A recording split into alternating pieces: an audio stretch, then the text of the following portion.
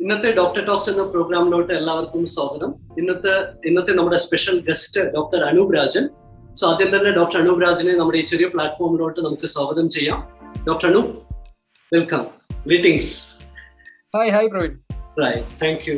So നമ്മുടെ ഈ പ്രോഗ്രാമിലോട്ട് കടക്കുന്ന മുന്നേ അനൂപ് രാജൻ ആരാണെന്ന് ഒന്ന് ഇൻട്രൊഡ്യൂസ് ചെയ്യാം. സോ ഡോക്ടർ അനൂപ് രാജൻ കഴിഞ്ഞ 12 വർഷമായിട്ട് കഞ്ചിക്കോട്, പുതുശ്ശേരി 2 ക്ലിനിക്കുകളായിട്ട് പ്രാക്ടീസ് ചെയ്യുന്ന ഒരു ഡെന്റൽ സർജൻ ആണ്. പാലക്കാട് ഡെന്റൽ അസോസിയേഷന്റെ ഓണറബിൾ സെക്രട്ടറി കൂടെയാണ്.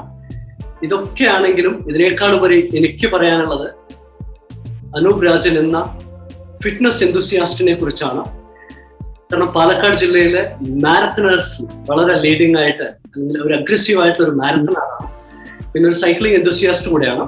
ഇപ്പൊ മാരത്തണിനെ കുറിച്ച് പറയുകയാണെങ്കിൽ പാലക്കാട് മാത്രമല്ല, കൊച്ചിയിലുള്ള ചെന്നൈ, ബാംഗ്ലൂർ, ബോംബെ, അങ്ങനെ നമ്മുടെ രാജ്യത്തെ ഒരുപാട് സ്ഥലങ്ങളിൽ മാരത്തണുകളിൽ പങ്കെടുത്ത് മെഡലുകൾ വാരിക്കൂട്ടിയ ഒരു വളരെ എന്താ പറയുക, ഒരു ആസ്പയറിംഗ് ആയിട്ടുള്ള, അല്ലെങ്കിൽ ഇനിയും കൂടുതൽ ഓട്ടം എന്ന് പറഞ്ഞ ഒരു ക്രേസ് ആയിട്ട് കൊണ്ട് നടക്കുന്ന, ഒരു പാഷനായിട്ട് കൊണ്ട് നടക്കുന്ന ഒരു ഫിറ്റ്നസ് അല്ലെങ്കിൽ റണ്ണർ ആണ് എന്ന് തന്നെ പറയാം. അപ്പോൾ ഡോക്ടർ അനൂപ് രാജന്റെ ഫാമിലി എന്ന് പറഞ്ഞു കഴിഞ്ഞാൽ അദ്ദേഹം കല്യാണം കഴിച്ചിട്ടുള്ളത് ഏൺസ്റ്റ് യങ്ങിൽ വർക്ക് ചെയ്യുന്ന രഞ്ജിനി രാമനെയാണ്. മോൻ ലയൺ സ്കൂളിൽ 1ാം ക്ലാസ്സിൽ പഠിക്കുന്നു. പിന്നെ എന്തായാലും നമുക്ക് ഇന്നത്തെ ഒരു സെഷനിലോട്ട് കടക്കാം. സോ അനൂപ്, ഡെന്റൽ ഹൈജീൻ എന്ന് പറഞ്ഞു കഴിഞ്ഞാൽ വളരെ ഇമ്പോർട്ടന്റ് ആയിട്ടുള്ള ഒരു ടോപ്പിക്കാണ്. അപ്പോൾ നമ്മുടെ ആദ്യത്തെ ഒരു ഡൗട്ട് ഞാൻ ചോദിച്ചോട്ടെ. ഞാൻ ക്വസ്റ്റ്യൻ എന്ന് പറയില്ല, ഒരു ഡൗട്ട്. അതായത് ഏത് തരത്തിലുള്ള ടൂത്ത് പേസ്റ്റും ഏത് തരത്തിലുള്ള ടൂത്ത് ബ്രഷും നമ്മൾ ഉപയോഗിക്കണം?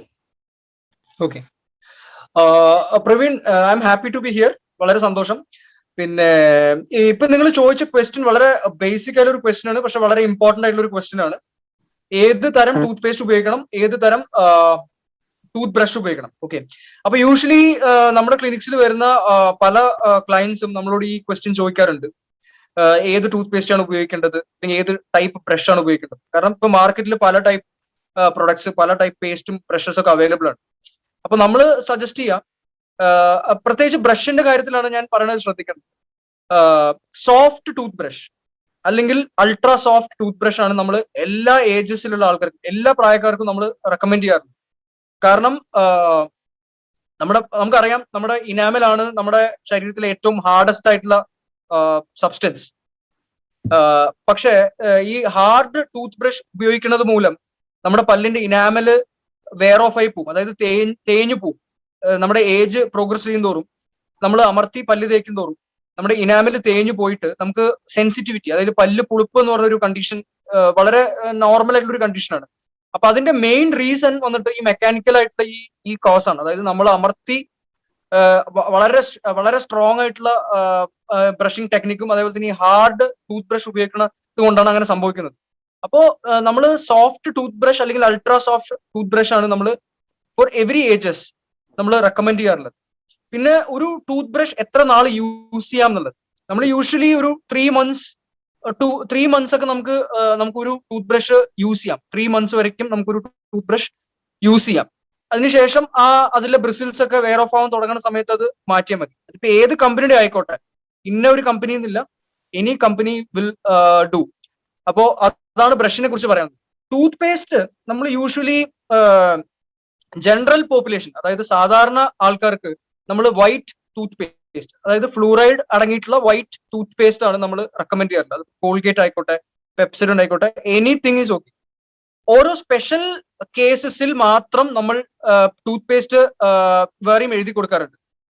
ഫോർ എക്സാമ്പിൾ, ഉദാഹരണം പറയുകയാണെങ്കിൽ, ഇപ്പോ ഞാൻ അപ്പോഴേ പറഞ്ഞു, പല്ല് പുളിപ്പുള്ള ആൾക്കാർക്ക് നമ്മൾ ഈ നോർമൽ ടൂത്ത് പേസ്റ്റ് അല്ല നമ്മൾ റെക്കമെൻഡ് ചെയ്യുക. പൊട്ടാഷ്യം നൈട്രേറ്റ് പോലത്തുള്ള സാധനങ്ങൾ അടങ്ങിയിട്ടുള്ള ടൂത്ത് പേസ്റ്റ് ആണ് നമ്മൾ റെക്കമെൻഡ് ചെയ്യാറുള്ളത്. അതും ഒരുപാട് ബ്രാൻഡ്സ് ഉണ്ട്. ഇപ്പോ എന്താ പറയാ, സെൻസോഫോം എന്നൊക്കെ പറഞ്ഞ സാധനം എല്ലാവർക്കും അറിയായിരിക്കും. അങ്ങനത്തെ ഒരുപാട് ബ്രാൻഡ്സ് ഉണ്ട്.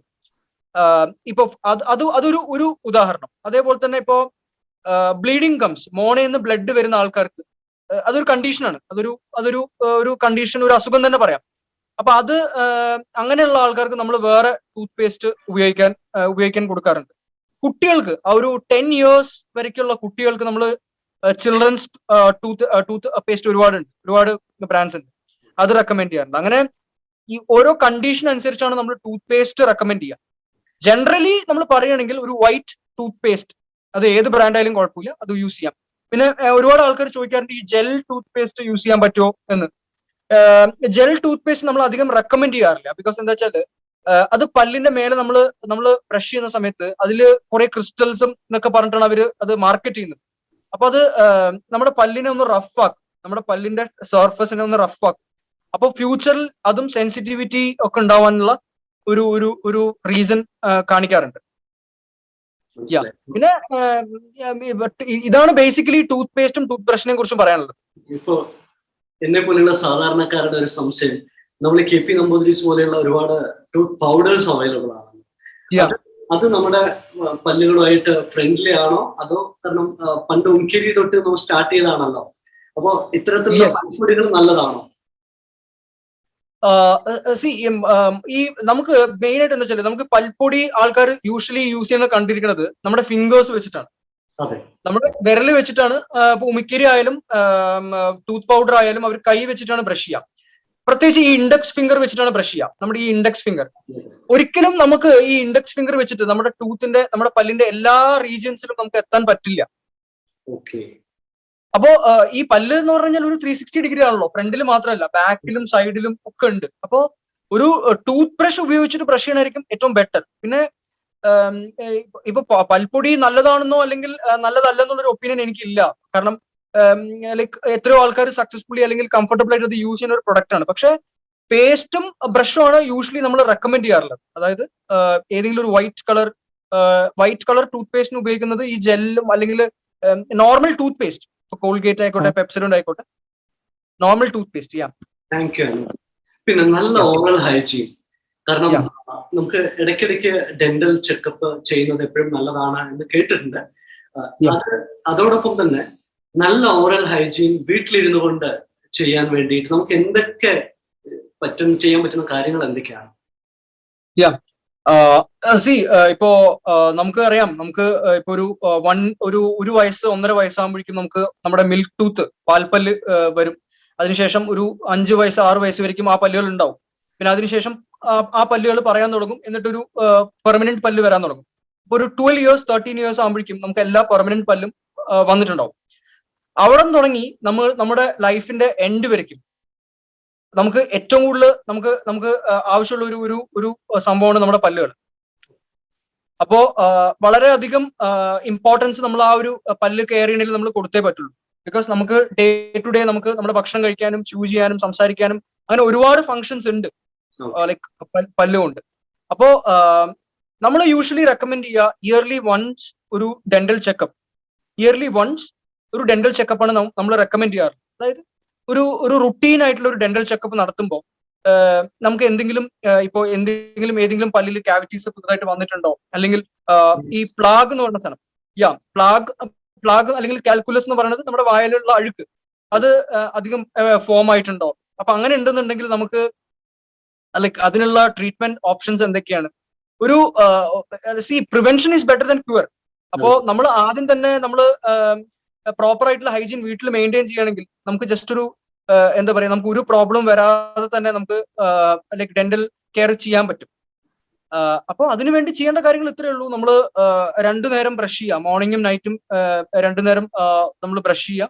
സോഫ്റ്റ് ടൂത്ത് ബ്രഷ് ഉപയോഗിച്ചിട്ട് പതുക്കെ ബ്രഷ് ചെയ്യാം. പിന്നെ അതേപോലെ തന്നെ നമ്മൾ എപ്പോഴും ഒന്ന് വാച്ച് ചെയ്യുക, ലൈക്ക് പല്ലിൽ ഉണ്ടാവുന്ന കളർ ചേഞ്ച്.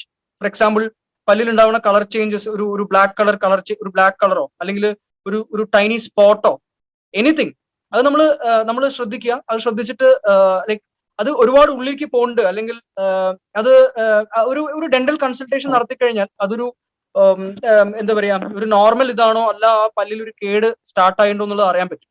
സോ എപ്പോഴും ഇത്രയും കാര്യങ്ങൾ ശ്രദ്ധിക്കാം. പിന്നെ ആസ് യൂഷ്വൽ എല്ലാവരും പറഞ്ഞ പോലെ തന്നെ നല്ലോണം like vegetables and fruits like കഴിക്കുക. Vitamin C is very important for your ഗംസിന്റെ ഹെൽത്തിന്. വൈറ്റമിൻ സി ഭയങ്കര ഇമ്പോർട്ടന്റ് ആണ്. അപ്പൊ വൈറ്റമിൻ സി ഫ്രൂട്ട്സിലാണ് കൂടുതലായിട്ടുള്ളത്. സിട്രസ് ഫ്രൂട്ട്സ്, ഓറഞ്ച്, ലൈക്ക് അങ്ങനത്തെ ഓറഞ്ചും ആപ്പിളും അങ്ങനത്തെ ഫ്രൂട്ട്സിലാണ് കൂടുതലായിട്ട് വൈറ്റമിൻ സി ഉള്ളത്. അപ്പൊ അത് കഴിക്കാം. പിന്നെ കൂടുതലായിട്ടുള്ള വെജിറ്റബിൾസ് നമ്മുടെ നോർമൽ റുട്ടീൻ ഇതിൽ ഇൻക്ലൂഡ് ചെയ്യുക. പിന്നെ 10 to 15 glasses of water daily കുടിക്കാം. പിന്നെ അവോയ്ഡ് സ്മോക്കിംഗ്. സ്മോക്കിംഗ് മാത്രമല്ല, any kind of tobacco, like smoking മാത്രമല്ല, ലൈക്ക് ടൊബാക്കോ ച്യൂയിങ്, അതേപോലെ തന്നെ അങ്ങനത്തെ സാധനങ്ങൾ ഇതാക്കുക, റെസ്ട്രിക്ട്. ഈ പറഞ്ഞ പോലെ തന്നെ ഈ അധികം ഷുഗറി ആയിട്ടുള്ള ഫുഡ് റെസ്ട്രിക്ട് ചെയ്യാം. മറ്റേ ഈ പറഞ്ഞ പോലെ തന്നെ കൂടുതൽ എയറേറ്റഡ് ആയിട്ടുള്ള ഡ്രിങ്ക്സ് മാക്സിമം അവോയ്ഡ് ചെയ്യാം, ലൈക്ക് പെപ്സി, കോക്ക്, അങ്ങനത്തെ ഡ്രിങ്ക്സ് ഒക്കെ പരമാവധി ചെയ്യാം. പ്രോസസ്ഡ് ഫുഡ് കുറയ്ക്കുക എന്നുള്ളതാണ് മെയിൻ ആയിട്ടുള്ള ഒരു മെസ്സേജ്, പ്രോസസ്ഡ് ഫുഡ്. അപ്പോ ഇത്രയും കാര്യങ്ങൾ ചെയ്തു കഴിഞ്ഞാൽ നമുക്ക് നമ്മുടെ ഓറൽ ഹെൽത്ത് നന്നായിട്ട് മെയിൻറ്റെയിൻ ചെയ്യാൻ പറ്റും. ഇതിന്റെ കൂടെ എവറി ഇയർ ഒരു വൺസ് ഇൻ എ ഇയർ ഒരു dental checkup will also help you. എന്തായാലും അത് വളരെ സൂപ്പർ ആയിട്ടുള്ള ഒരു ഇൻഫർമേഷൻ ആയിരുന്നു. കാരണം ഞാൻ ചോദിക്കണമെന്ന് വിചാരിച്ചതാണ്, നമുക്ക് നമ്മുടെ പല്ലിനെ സംരക്ഷിക്കാൻ ഹെൽപ്പ് ചെയ്യുന്ന എന്തൊക്കെയാണ് ഫുഡ്സ്, എന്തൊക്കെയാണ് ആ ഒരു ന്യൂട്രീഷ്യസ് ആയിട്ടുള്ള കാര്യങ്ങൾ. സോ അത് താങ്ക്സ് ഫോർ ഷെയറിങ് ഇറ്റ്. പിന്നെ ഞാൻ വളരെ സിമ്പിൾ ആയിട്ടുള്ള ക്വസ്റ്റൻ ആണ്. നമ്മളിപ്പോ വളരെ ടെക്നിക്കൽ ആയിട്ടുള്ള കാര്യങ്ങൾ അല്ല നമുക്ക് കൂടുതലും അറിയേണ്ടത്. അടുത്ത സിമ്പിൾ ആയിട്ടുള്ള സംഭവം, പല്ലുവേദന. അപ്പൊ നമുക്ക് ഇങ്ങനെയൊക്കെ ചെയ്തു കഴിഞ്ഞാൽ പല്ലുവേദന ശരിയാണ് വരാതിരിക്കാം. പക്ഷെ ഒന്ന് കുറച്ചുകൂടെ കാര്യങ്ങൾ പല്ലുവേദന വരാതിരിക്കാൻ, ഒബ്വിയസ്ലി ഓറൽ ഹൈജീൻ, അത് ഷെയർ ചെയ്തു ഓൾറെഡി. എന്നാലും പരമാവധി പ്രിവെന്റ് ചെയ്യാൻ എന്താ ചെയ്യുക, ഒന്നുകൂടെ. രണ്ട്, ഇനി പല്ലുവേദന വന്നു കഴിഞ്ഞാൽ വീട്ടിൽ തന്നെ ചെയ്യാൻ പറ്റുന്ന വല്ല കാര്യങ്ങളുണ്ടോ, അതിന്റെ ഏത് സ്റ്റേജിലാണ് നമ്മൾ ഡോക്ടറുമായിട്ട് കൺസൾട്ട് ചെയ്യേണ്ടത്. പിന്നെ ഒരു കാര്യം കൂടെ, നമ്മളിപ്പോ പല്ലില് പോട് വരുന്നത് സ്വാഭാവികമാണ്. അപ്പൊ അത് ഫില്ല് ചെയ്യുന്നത്, അപ്പൊ ആ ഫില്ലിങ്ങിനെ കുറിച്ച് അതെങ്ങനെയാണ്. കാരണം പിന്നെ ഒരു കാര്യം കൂടെ ഞാൻ ഒറ്റ ഷോട്ടിൽ ചോദിക്കുകയാണ്, എക്സ്റേ. കാരണം പല്ല് ഇപ്പൊ എക്സ്റേ എടുക്കുന്നുണ്ട്. അപ്പൊ ആ എക്സ്റേ എനിക്ക് തന്നെ ഒരു കൺസേൺ ഉണ്ട്. ഈ എക്സ്റേ എന്ന് പറഞ്ഞാൽ റേഡിയേഷനും അല്ലെങ്കിൽ അങ്ങനെയൊക്കെ ആണല്ലോ. സോ വായനകത്തൊക്കെ ഇത് എടുക്കുന്ന സമയത്ത് അത് സേഫ് ആണോ, അത് എന്താ പറയാ, അത് എത്രത്തോളം, അതിനെ കുറിച്ചും ഈ ഒരു 3-4 കാര്യങ്ങൾ. നമ്മളിപ്പോ നമ്മൾ പല്ല് കേടുവരനെ കുറിച്ച് സംസാരിച്ചല്ലോ. അതായത് ഇപ്പൊ ഡെന്റൽ ഡിസീസസ് ഒരുപാടുണ്ട്. പല്ല് കേടുവരാം, അല്ലാന്നുണ്ടെങ്കിൽ ഇപ്പൊ ഫോർ എക്സാമ്പിൾ ഇപ്പൊ ചില ആൾക്കാർ വന്നിട്ട് നമ്മളടുത്ത് പറയാറുണ്ട്, ഡോക്ടർ പല്ല് വേദനയൊന്നുമില്ല, പക്ഷെ ഗംസ് നിന്ന് ഒരുപാട് ബ്ലീഡിങ്, അതായത് ഗംസ് നിന്ന് രക്തം വരിക. അപ്പൊ അതൊരു കണ്ടീഷനാണ്. പിന്നെ അങ്ങനത്തെ കാര്യങ്ങൾ ആൾക്കാർ പറയാറുണ്ട്. അപ്പോ മെയിൻ ആയിട്ട് ഈ ഓറൽ ഹൈജീൻ, നമ്മളിപ്പോ 2 നേരം ബ്രഷ് ചെയ്യുന്നുണ്ടാവും, പക്ഷെ ആ ബ്രഷിംഗ് ടെക്നിക്കും കൂടി ഭയങ്കര ഇമ്പോർട്ടന്റ് ആണ്. അതായത് നമ്മളിപ്പോ 2 നേരം ബ്രഷ് ചെയ്യുന്നുണ്ടാവും. ചില ആൾക്കാർ വന്ന് പറയാറുണ്ട് അവർ എവറി മന്ത് ബ്രഷ് ചേഞ്ച് ചെയ്യാറുണ്ട്, അല്ലെങ്കിൽ അവരൊരു 15-20 മിനിറ്റ് ബ്രഷ് ചെയ്യാറുണ്ട് എന്നൊക്കെ പറയാറുണ്ട്. പക്ഷെ ആ കറക്റ്റ് ടെക്നിക്ക് ഫോളോ ചെയ്യാത്തതുകൊണ്ടായിരിക്കാം അവരുടെ വായിൽ അഴുക്ക് വരുന്നത്. അപ്പോൾ കറക്റ്റ് ടെക്നിക്ക് ഫോളോ ചെയ്യണം. അതായത് ഞാൻ സിമ്പിൾ ആയിട്ട് പറയുകയാണ്, ഇതിപ്പോ അത്ര വലിയൊരു ഇതല്ല, പക്ഷെ ബ്രഷിംഗ് ടെക്നിക്ക് ഭയങ്കര ഇമ്പോർട്ടന്റ് ആണ്. അതായത് നമ്മൾ മേലത്തെ വരികളിലുള്ള പല്ല് ബ്രഷ് ചെയ്യുമ്പോൾ മേലെന്ന് താഴേക്ക്, അതായത് നമ്മുടെ മോണേന്ന് താഴേക്കും, താഴത്തെ വരികളിൽ പല്ല് ബ്രഷ് ചെയ്യുമ്പോൾ മോണേന്ന് മേലേക്കാണ് നമ്മൾ ബ്രഷ് ചെയ്യാൻ സജസ്റ്റ് ചെയ്യാറുള്ളത്. അതായത് മേലത്തെ വരി ബ്രഷ് ചെയ്യുന്ന സമയത്ത് പല്ല് മുളച്ചു വന്ന ആ ഡയറക്ഷനിൽ, മേലത്തെ പല്ല് താഴേക്കാണല്ലോ മുളച്ചു വരിക, അപ്പൊ മോളിന്ന് താഴേക്ക്, താഴത്തെ ബ്രഷ് ചെയ്യുന്ന സമയത്ത് നമ്മൾ മേലേക്കാണ് ചെയ്യാൻ പറയാറുള്ളത്. അതേപോലെ തന്നെ പിന്നെ ബാക്കിലെ പല്ലുകൾ നമ്മൾ അണപ്പല്ലിന്റെ മേലെ ബ്രഷ് ചെയ്യുമ്പോൾ റൗണ്ട് സർക്കുലർ ആയിട്ടാണ് ബ്രഷ് ചെയ്യാൻ പറയാറ്, അണപ്പല്ലിന്റെ മേലെ സർക്കുലർ ആയിട്ട്.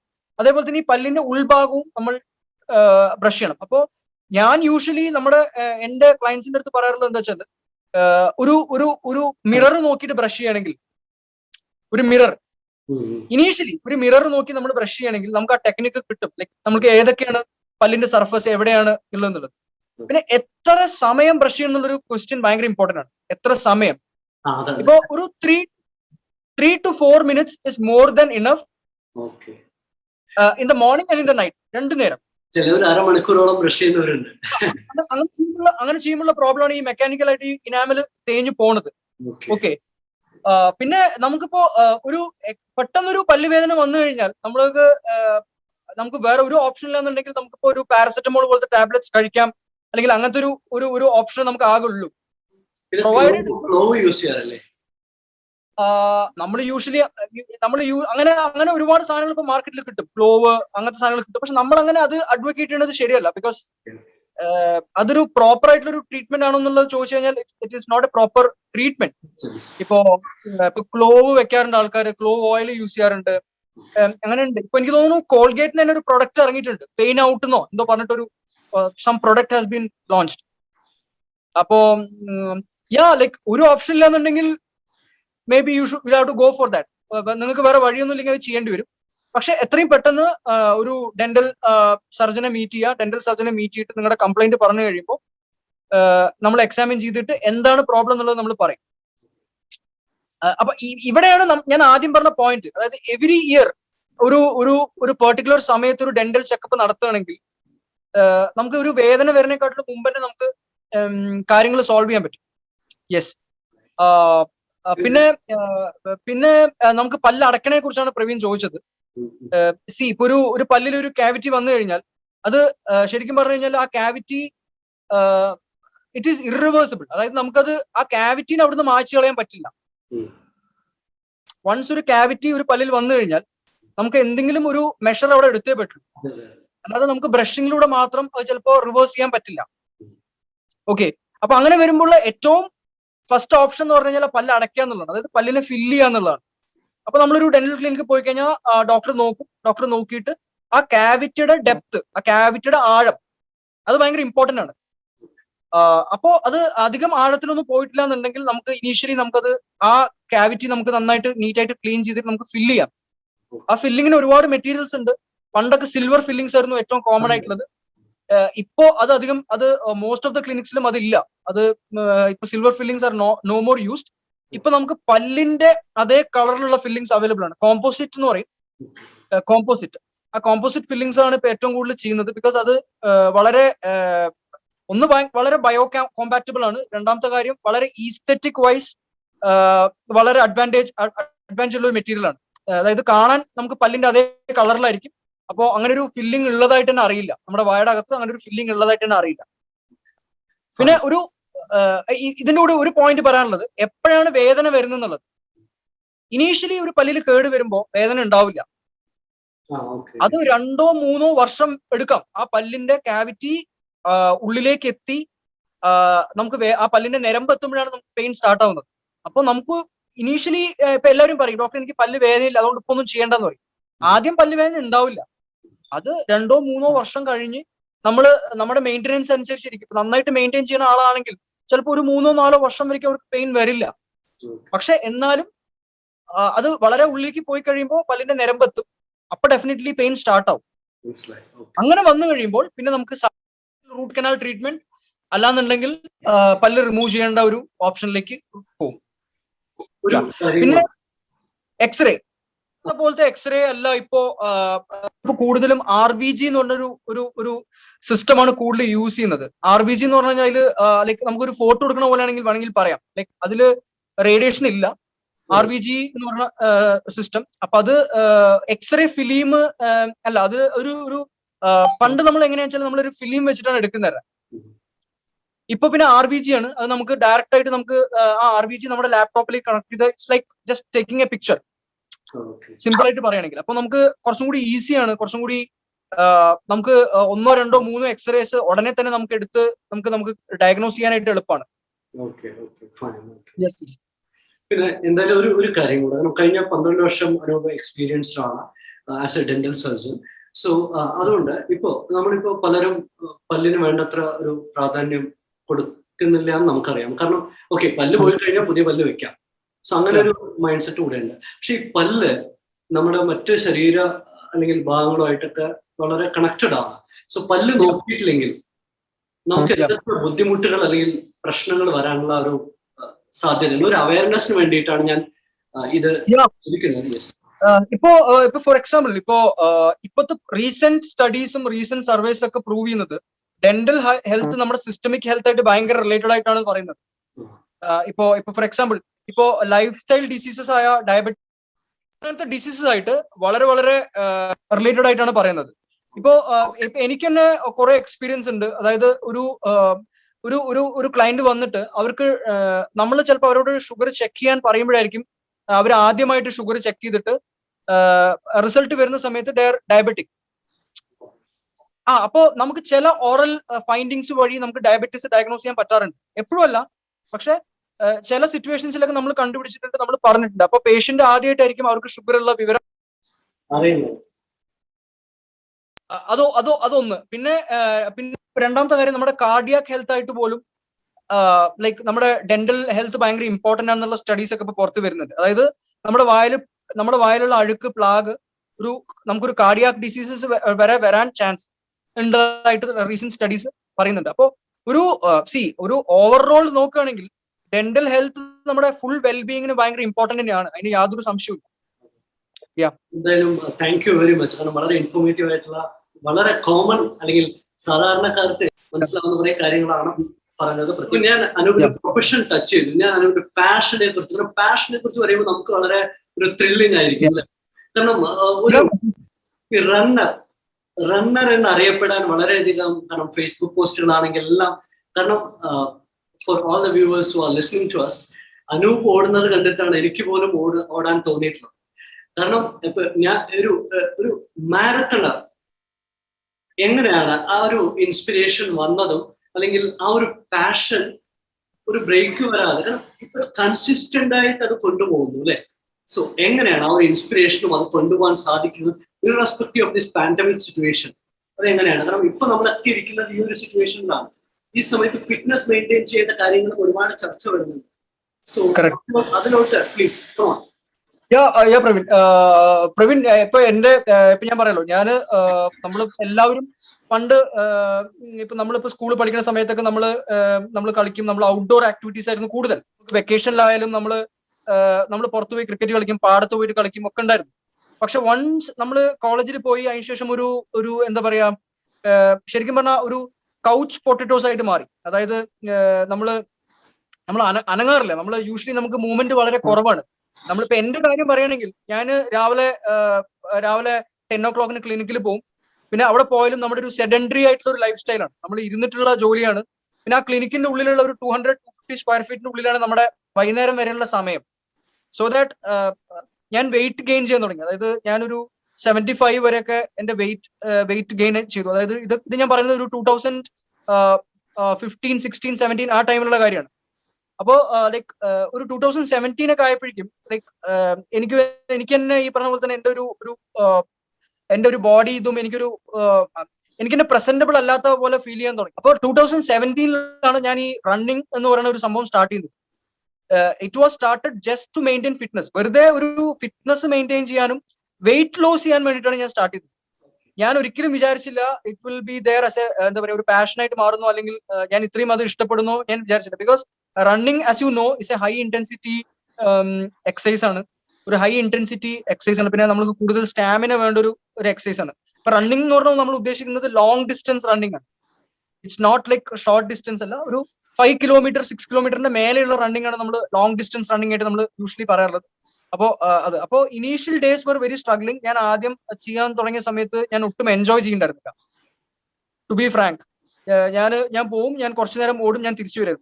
പിന്നെ ഈ റണ്ണിങ് കഴിഞ്ഞിട്ട് നമ്മൾ ഭയങ്കരമായിട്ട് വേർക്കും. നമ്മൾ വേർത്ത് കഴിഞ്ഞിട്ട് നമുക്ക് ആ വേർത്ത് കഴിയുമ്പോൾ അത് കഴിഞ്ഞിട്ട് ഒരു കൂൾ ഡൗണും കൂടി ഉണ്ട്. ആ സമയത്ത് നമുക്ക് കിട്ടുന്ന ഒരു ഫീലിംഗ് ഉണ്ട്. That was the thing which എന്താ പറയാ, വിച്ച് ക്യാരിഡ് മീ. ശരിക്കും പറയുകയാണെങ്കിൽ അത് ഞാൻ ഭയങ്കര എൻജോയ് ചെയ്യാൻ തുടങ്ങി. ആ ഒരു നമ്മൾ റണ്ണേഴ്സ് ഹൈ എന്നൊക്കെ വേണമെങ്കിൽ വിളിക്കാൻ പറ്റും. അപ്പൊ അത് നമ്മൾ ആ ഒരു ഹൈ എനിക്ക് എൻജോയ് ചെയ്യാൻ ഞാൻ തുടങ്ങി. പിന്നെ ഞാൻ രാവിലെ ഒരു 7-7:30 യൂഷ്വലി ഞാൻ എഴുന്നേറ്റുകൊണ്ടിരുന്നത് initially. Once I started running, ഞാൻ വെയിൽ വരുന്നതിനെക്കാട്ടിലും മുമ്പ് ഓടാനായിട്ട് ഞാൻ കുറച്ച് നേരത്തെ എഴുന്നേക്കാൻ തുടങ്ങി. ആദ്യമൊക്കെ 6-6:30 ആയിരുന്നു. പിന്നെ ഞാൻ ഈ പറഞ്ഞ പോലെ തന്നെ ഫോർട്ട് റണ്ണേഴ്സ് എന്ന് പറഞ്ഞ ഗ്രൂപ്പായിട്ട് ഞാൻ ജോയിൻ ആയി.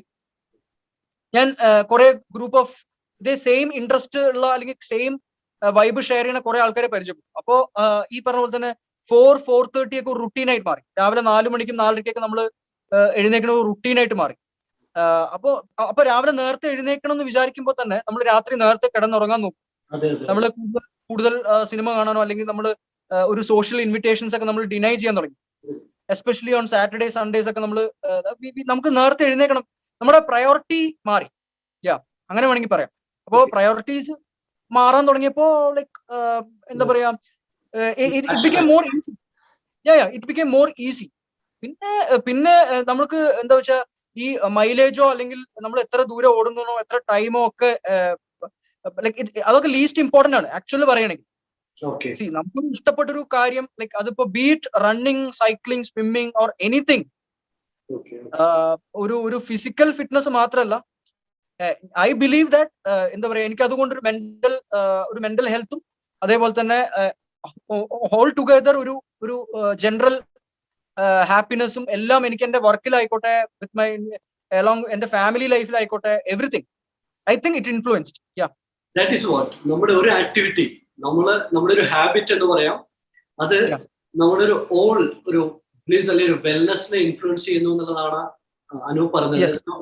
അദ്ദേഹത്തിന് രാവിലെ എണീറ്റ് നേരത്തെ ഉള്ള ഒരു ഓട്ടം ഈവൻ ഫാമിലി ലൈഫിനെയും അല്ലെങ്കിൽ പ്രൊഫഷണൽ ലൈഫിനെയും അല്ലെങ്കിൽ ഓൾ ഡേ എനർജറ്റിക് ആയിട്ട് ചിയർഫുൾ ആയിട്ട് ഇരിക്കാൻ ഹെൽപ്പ് ചെയ്യുന്നു എന്ന് പറഞ്ഞു കഴിഞ്ഞാൽ, സോ നമ്മുടെ മെന്റൽ ഹെൽത്തും ഫിസിക്കൽ ഹെൽത്തും രണ്ടും പരസ്പര അല്ലെ റിലേറ്റഡ് ആണ്. സോ ഈ ഒരു പാൻഡമിക് സിറ്റുവേഷനിൽ ഇപ്പോ അനൂപ് ഒരു മെഡിക്കൽ പ്രാക്ടീഷണർ ആണ്, അതോടൊപ്പം ഒരു ഫിറ്റ്നസ് എൻതൂസിയാസ്റ്റ് ആണ്. ഓക്കെ, സോ ഇത് രണ്ടും വളരെ കോറിലേറ്റഡ് ആണ്. അപ്പൊ ആ പെർസ്പെക്റ്റീവില് ഈ ഒരു സിറ്റുവേഷനിൽ നമ്മുടെ ചുറ്റുമുള്ളവർക്ക് അല്ലെങ്കിൽ നമുക്ക് എല്ലാവർക്കും ഒന്ന് ഹെൽത്തി ആയിട്ടിരിക്കാനും അല്ലെങ്കിൽ ഈ ഒരു പാൻഡമിക്കിനെ ഓവർകം ചെയ്യാനും okay your message to the world. ഇപ്പൊ അറിയാം, ഇപ്പോ ഇന്നും കൂടി നമുക്കറിയാം, നമുക്ക് ഇന്നിപ്പോ 16 സോ നമുക്ക് ഇപ്പോഴും നമ്മുടെ ലോക്ക്ഡൌൺ ഇസ് നോട്ട് ഓവർ. അപ്പോ കഴിഞ്ഞ കുറെ ദിവസങ്ങളായിട്ട് നമുക്ക് പുറത്തു പോയിട്ടുള്ള വ്യായാമങ്ങൾ, അതായത് റണ്ണിങ്, സൈക്ലിംഗ് ഒക്കെ റെസ്ട്രിക്റ്റഡ് ആയിരുന്നു. ആ സമയത്ത് ആദ്യം ഇനീഷ്യലി ഐ വാസ് ഫീലിംഗ്, എനിക്കൊരു വിഷമം ഉണ്ടായിരുന്നു. കാരണം വെച്ചാൽ നമ്മൾ സ്ഥിരമായിട്ട് ചെയ്തുകൊണ്ടിരിക്കുന്ന ഒരു ആക്ടിവിറ്റി മുടങ്ങുമ്പോൾ നമുക്കൊരു ഒരു വിഷമം അല്ലെങ്കിൽ ഒരു ഇൻകംപ്ലീറ്റ് ഫീലിംഗ് ഓഫ് ഇൻകംപ്ലീറ്റ് ആയിട്ടുള്ള ഒരു ഫീലിംഗ് ഉണ്ടായിരുന്നു. പക്ഷേ നമുക്ക് അറിയാം, ലൈക്ക് ഇപ്പൊ ഒരു പാൻഡമിക് സിറ്റുവേഷൻ ആണ്, നമ്മുടെ സേഫ്റ്റി ആണ് ഇമ്പോർട്ടന്റ്. നമുക്കപ്പോ നമ്മുടെ സേഫ്റ്റി, പിന്നെ നമ്മുടെ പാരന്റ്സിന്റെയും നമ്മുടെ കൂടുതൽ ആൾക്കാരുടെ സേഫ്റ്റിയും ഒക്കെ ഇമ്പോർട്ടന്റ് ആണ്. സോ നമ്മള് ലോ ആൻഡ് ഓർഡർ പാലിക്കുക എന്നുള്ളതാണ് മെയിൻ ആയിട്ട്. ബട്ട് സ്റ്റിൽ നമുക്ക് വീട്ടിലിരുന്നിട്ട് തന്നെ കുറെ കാര്യങ്ങൾ നമുക്ക് ചെയ്യാൻ പറ്റും. ഇപ്പൊ റണ്ണിങ് മാത്രമല്ല, നമുക്ക് ഇപ്പോ വീട്ടിലിരുന്നിട്ടുള്ള ഗ്രൗണ്ട് എക്സസൈസസ് ഒക്കെ കുറെ ചെയ്യാം. ഞാൻ യൂഷ്വലി എന്റെ റുട്ടീൻ എങ്ങനെയാണെന്ന് വെച്ചാൽ, ഓടാൻ പറ്റാത്ത ദിവസങ്ങളിൽ ഞാനും most of the days my wife will also join. നമ്മള് വീട്ടില് എന്താ പറയാ, നമുക്ക് പറ്റുന്ന രീതിയിലുള്ള ഹോം എക്സസൈസസ്, ഗ്രൗണ്ട് എക്സസൈസസ് നമ്മൾ വീട്ടിൽ ചെയ്യാറുണ്ട്. ഒരു 40 minutes to 1 hour ഒരു വൈഫും ഹാഫ് മാരത്തൺ ഒക്കെ ഓടുന്ന കൂട്ടത്തിലാണ് അല്ലേ, ഒരു എന്തൂസിയാസ്റ്റ് ആണ്. Wife is trying to be a runner. പക്ഷെ വൈഫിന് കൂടുതൽ ഇഷ്ടം ലൈക്ക് എന്താ പറയാ, വൈഫിന് കൂടുതൽ പാഷൻ സ്വിമ്മിങ് ആയിരുന്നു. പക്ഷെ like she got some allergy. അങ്ങനെ അലർജി വന്നിട്ട് ഷീ കുഡിന്റ് കണ്ടിന്യൂ ദാറ്റ്. പക്ഷെ she is also into it. She supports me. Wife മാത്രമല്ല, ലൈക്ക് എന്റെ പാരന്റ്സ് ഒക്കെ തന്നെ, എന്റെ ലൈക്ക് എവരി വൺ. പിന്നെ എനിക്ക് ഏറ്റവും കൂടുതൽ സന്തോഷം എന്താ വെച്ചാൽ, ഇപ്പൊ പ്രവീൺ അപ്പോഴേ പറഞ്ഞ പോലെ തന്നെ, ഇപ്പൊ നമ്മുടെ ക്ലോസ് ആയിട്ടുള്ള കുറെ ആൾക്കാർ they started doing it. Anoop ചെയ്യാൻ പറ്റുമെങ്കിൽ എന്തുകൊണ്ട് ഞങ്ങൾക്ക് ചെയ്യാൻ പറ്റില്ല? ബിക്കോസ് ഞാൻ പറഞ്ഞല്ലോ, I was not doing this. ഞാനൊരു നമ്മൾ റണ്ണിങ്ങോ അല്ലെങ്കിൽ അങ്ങനെ ഒരു താല്പര്യമൊന്നും എനിക്ക് ഉണ്ടായിരുന്നില്ല. Like I was lazy as usual. നമ്മൾ ഒരു 20s നമ്മൾ അങ്ങനെയാണെന്നാണ് എനിക്ക് തോന്നുന്നത്, ലൈക്ക് മോസ്റ്റ് ഓഫ് അസ്. അപ്പോ നമ്മള് കുറെ സമയം ലേറ്റ് നൈറ്റ് ഉറക്കം, പിന്നെ അതേപോലെ തന്നെ കൂടുതൽ സമയം ഫ്രണ്ട്സ് ആയിട്ട് ചെലവഴിക്കുക. അപ്പൊ അതൊക്കെ ആയിരുന്നു, ലൈക്ക് ഈവൻ ലൈക്ക് അങ്ങനെ ആയിരുന്നു. പക്ഷെ once you get into it, പിന്നെ there is no turning back. നിങ്ങൾക്ക് ഇഷ്ടപ്പെട്ടു കഴിഞ്ഞാൽ നമുക്ക് വേറെ വഴിയൊന്നുമില്ല. You have to continue doing it. You cannot stop എന്നാണ് എനിക്ക് മനസ്സിലായത്. പിന്നെ ഞാൻ പറഞ്ഞുകൊണ്ട് വന്നത്, വീട്ടിൽ ചെയ്യാൻ പറ്റുന്ന സിമ്പിൾ ആയിട്ടുള്ള എക്സസൈസ് ചെയ്യാം. ലൈക്ക് ഇപ്പോ ഫോർ എക്സാമ്പിൾ പുഷപ്സും സിറ്റപ്സും അങ്ങനത്തെ കാര്യങ്ങൾ, സ്കിപ്പിംഗ് ഒന്നും നമുക്ക് it's easy to do at home അല്ലെ. Skipping done at home. പിന്നെ ഇപ്പൊ യോഗ ചെയ്യുന്ന കുറെ ആൾക്കാരുണ്ട്. അങ്ങനത്തെ കാര്യങ്ങളൊക്കെ വളരെ എന്താ പറയാ, എനിക്കറിയാം പ്രവീൺ ഇപ്പൊ യോഗ നന്നായിട്ട് അഡ്വക്കേറ്റ് ചെയ്യുന്ന ഒരാളാണ്. You promote yoga and all. അപ്പോ അങ്ങനെയൊക്കെ ചെയ്യാം. അപ്പോ thank you very much Anoop. കാരണം ഞാനും വളരെയധികം എൻജോയ് ചെയ്തൊരു ടോക്കാണ്. കാരണം നമുക്കൊക്കെ ഇഷ്ടമുള്ള സബ്ജക്റ്റിനെ കുറിച്ച് നമ്മൾ സംസാരിക്കുന്ന സമയത്ത് നമ്മൾ അറിയാതെ അതിൽ ഇൻവോൾവ് ആവും. സോ നമ്മുടെ ഓറൽ ഡെന്റൽ ഹൈജീനെ കുറിച്ച് ഒരുപാട് കാര്യങ്ങൾ നമ്മളുമായിട്ട് അനൂപ് ഷെയർ ചെയ്തു. അതോടൊപ്പം ഫിറ്റ്നസ്, നമുക്ക് എന്തൊക്കെ ചാലഞ്ചിങ് സിറ്റുവേഷൻ ആണെങ്കിലും നമ്മുടെ ഫിറ്റ്നസ് നമ്മുടെ കൈകളിലാണ്. സോ അത് വീട്ടിലാണെങ്കിൽ പോലും എത്തരത്തിൽ അത് കണ്ടിന്യൂ ചെയ്യാം, നമ്മുടെ ലൈഫ് സ്റ്റൈലിന്റെ ഒരു ഭാഗമാക്കാമെന്നും അനൂപ് നമ്മളോട് ഷെയർ ചെയ്തു. ഈ ഷെയർ ചെയ്ത കാര്യങ്ങളിലേക്ക് ഏറ്റവും വലിയൊരു പെക്യുലാരിറ്റി എന്ന് പറഞ്ഞു കഴിഞ്ഞാൽ വാക്ക് ദ ടോക്ക്. അനൂപ് ചെയ്യുന്ന കാര്യങ്ങളാണ് നമ്മളോട് പറഞ്ഞിട്ടുള്ളത്. So that always matters a lot. So thank you very much. Yeah. ഒരു മെസ്സേജ് ഉണ്ട്. The message is എന്താ പറയാ, tough days don't last forever, but tough people do. Absolutely, that is what. So നമുക്ക് ആ ഒരു വാക്കുകൾ അതുപോലെ തന്നെ അല്ലെ, നമുക്ക് ഏതൊരു സിറ്റുവേഷനിലാണെങ്കിലും let us prove our toughness. No challenging situation can beat us. So അത്രയും ഫയർ നമ്മുടെ ഉള്ളിൽ ഓരോരുത്തരുടെ ഉള്ളിലും ഉണ്ടാവണം. സോ നല്ല ഇൻഫർമേഷൻ, റൈറ്റ് ആയിട്ടുള്ള ഇൻഫർമേഷൻ നമ്മുടെ ചുറ്റുമുള്ള ആളുകൾക്ക് കമ്മ്യൂണിറ്റിയിലേക്ക് സ്പ്രെഡ് ചെയ്യുക. ആ ഒരു പർപ്പസ്, ആ ഒരു ഉദ്ദേശത്തോടു കൂടിയാണ് നമ്മുടെ ഓരോ കോൺവെർസേഷനും. സോ എല്ലാവരും ഞങ്ങളെ സപ്പോർട്ട് ചെയ്യുന്ന പ്രതീക്ഷിക്കുന്നു. So thank you Anoop, thank you very much for spending your valuable time. So keep inspiring people. Thank you. Thank you so much, Praveen. Thank you. Bye.